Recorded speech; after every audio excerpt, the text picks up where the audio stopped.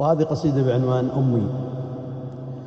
دعوتك إلهي خالق الليل والنهار وخالق جميع الكون والناس كلها، وتعلم بما في داخل النفس قد يثار، وتعلم حروفي قبل مشرع بقولها. سألتك تنجيني من الجهل والدمار، ومن خاتمه سودا ونفسي وغلها، وتدخلني الجنة بها حالي الثمار، وأرجوك ترزقني هواها وظلها، ونظرة تمتعنا بها بعد طول انتظار، إلى وجهك الوضاء نحيا لأجلها. وبعد الدعاء لا بد ما نبدأ الحوار، ونذكر جبال العطف ونهتف باسمها كؤوس الوفاء، ذي خلة الخل والمرار بطعم العسل صافي شربنا بنخبها، رسالة أقدمها إلى كل ابن بار يحافظ على أمه ويشكر لفضلها.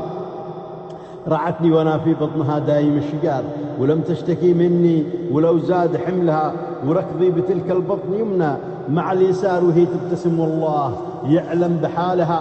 3 وراء 6 وبايس 3 ستار، وبا ينقسم ظهر الحنونة بطفلها، وبعد الولادة يبتدئ أول المسار، وقبله من أمي كي تغذيني نجلها، وتضحك وتحضني وتسند على الجدار، وجيش الألم ما زال يجتاح جلها، وتسقي عروقي ثديها واليد السوار، تطوق بها جسمي تضمه لجسمها، وتأتي بخرقه تمسح الرجع والغبار، وتصبر على طبعي ولو فيه ذلها، تنظف بها جسمي وفرشي مع الدثار، ولا تشتكي مني وتفرح بشغلها. ولما بدأ يطلع على راسي الشعار تملس بحنية ولا شفت مثلها، وعند ذهابي من يجهز لي الفطار، ولا بد وحتما أصطبح دوم قبلها، وتأتي تلاقيني على وجهها خمار، ومن حر ذاك اليوم يكفيني ظلها. ولما بلغت الحلم حسيتني ضرار، وما عدت أحتاج العجوزة، وفعلها تناسيت معروف الحنونة بلا اعتبار، كفرت بما أعطت وأخترت بعدها، إذا سألت عني رديت باختصار، وهي من صبر من أجل أكبر وشلها.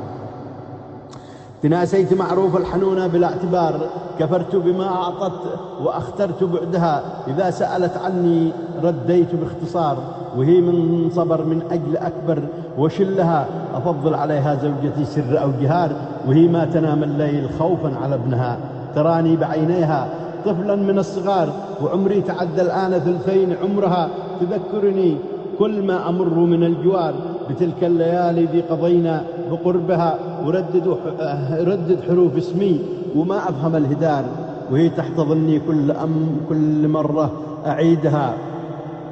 كبرنا على من ضيعت عمرها وسار، وهي تبتسم يمكن بمرة نبرها، لقد كانت الشمعة من أجلنا تنار، وهي تحترق لكن تخبي جروحها. قسينا على من عطفها يملأ البحار، ومن حلمها فاق السماء أو طولها، وباتت على فرش.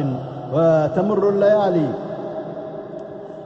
الليالي وانطفى ذلك المنار، قسينا على من عطفها يملأ البحار، ومن حلمها فاق السماء أو طولها.